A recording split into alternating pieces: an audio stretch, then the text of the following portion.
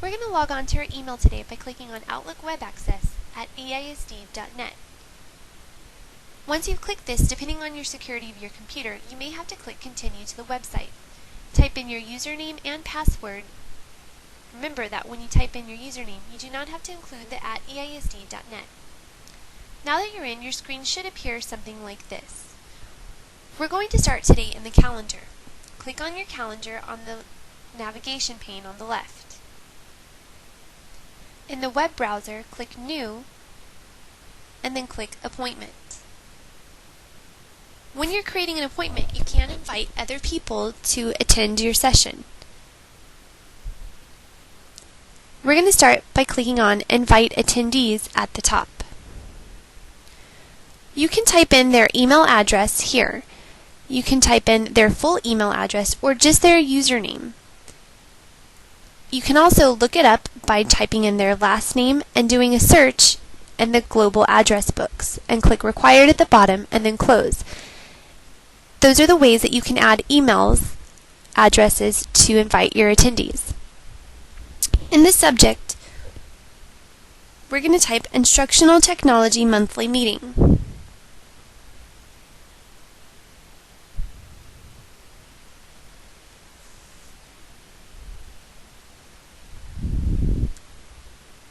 The location will be at the Holscher Center, Lab 1. Make sure to have a start time at 8 a.m. and an end time at 4 p.m. You can change the date just by clicking the drop-down arrow and selecting the appropriate day and time for the event.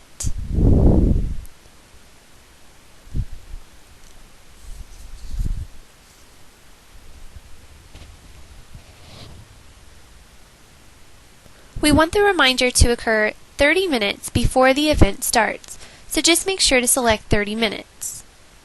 And we want this to reoccur every 2 weeks. This would be saying that we're going to have this appointment exactly the same day every 2 weeks. So make sure you check weekly and then type the number 2. And now we can select OK because it'll start from the day that we chose in our calendar. In the content, type See the Meeting Agenda of the Technology Teacher webpage. This is where you can include any notes that you're going to have in your meetings if you were creating this for yourself. We're going to have to take a screenshot of this page and paste it into a Word document. To do so, you're going to hold the Control, Alt, and Print Screen button on your keyboard. After doing that, open up a Word document, and now you can right-click and paste. I'm going to go ahead and type my name up here, and just a reminder of what I'm doing so that when I save it, I'll have this information here in my document. So now I can click right-click and paste, and the screen has showed just as I had it in my email account. We're going to practice that again later. Right now, let's click Send so that the recipient will get the invitation, and then we can click Save. Another feature is the task. By clicking on tasks in the navigation pane, we can create many tasks that we need to complete for ourselves in Notes. Click New and click Task. In the subject area, we're going to type Complete Phase 2. You can add attachments if you want to. But we're going to create a due date. I'm going to select August of 2009. For the status, I'm going to put in progress because it's something that I'm working on.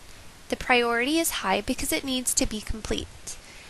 I'm also going to set a reminder date. I'm going to set it 1 month prior to my due date. So in July, I'm going to send myself a reminder to start signing up for classes. I can select the time that I want to get the reminder, and then in my content pane, remind myself that I need to sign up for technology classes and assessments. And now I can click Save and Close, and I'll have a task in my calendar that will remind me that I need to sign up for technology classes to complete. Another feature is creating rules. Click on Rules in your navigation pane on the left. Click on New Rule. You can give it a name, and for instance, we're going to type the word money. From field can reject email messages from anybody that sends them to you. If you have the email address, just type in their email in the slot, and you can also look up email accounts from within our global address book. You can put what the subject may contain, so if you're getting a lot of spam mail with the word money in it, go ahead and put it in there. And then make sure to select what you want to do with that. You can move it to a different folder, copy it to a different folder, delete it, or forward it to an email address. If you decide to forward it, you will have to select the address you want it to go to. I'm going to copy it to my junk email folder so that I don't have to see it in my box as often, and then I'll click Save and Close. Now my rule will appear in my rule options.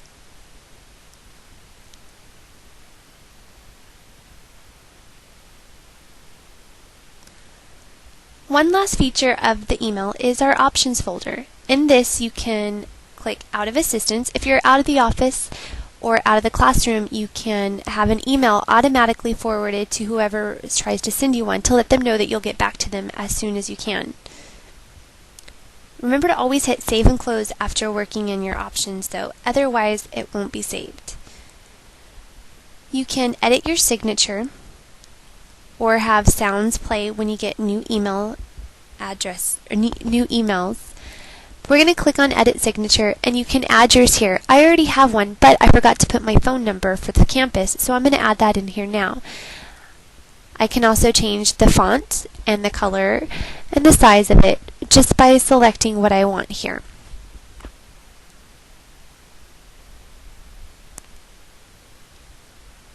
Once I'm happy with it, I can click Save and Close. I'll also have to make sure to hit Save and Close at the top here when I'm completely finished as well. You can change the way that your font looks in your email and the color that you choose to write in as well.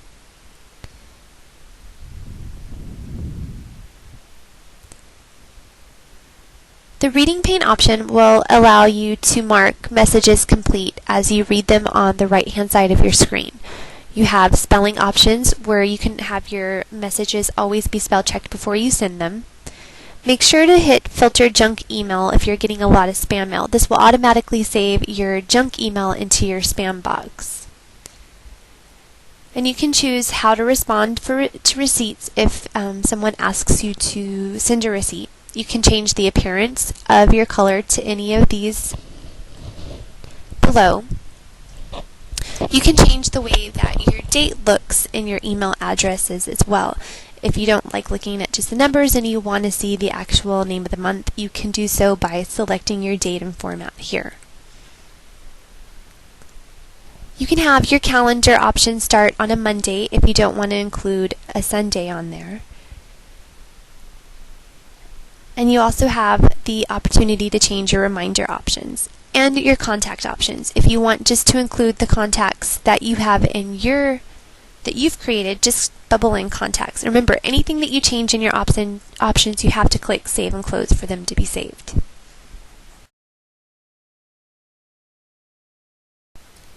Remember that we are going to have to create a screenshot for our task pane and our rules for our Word document.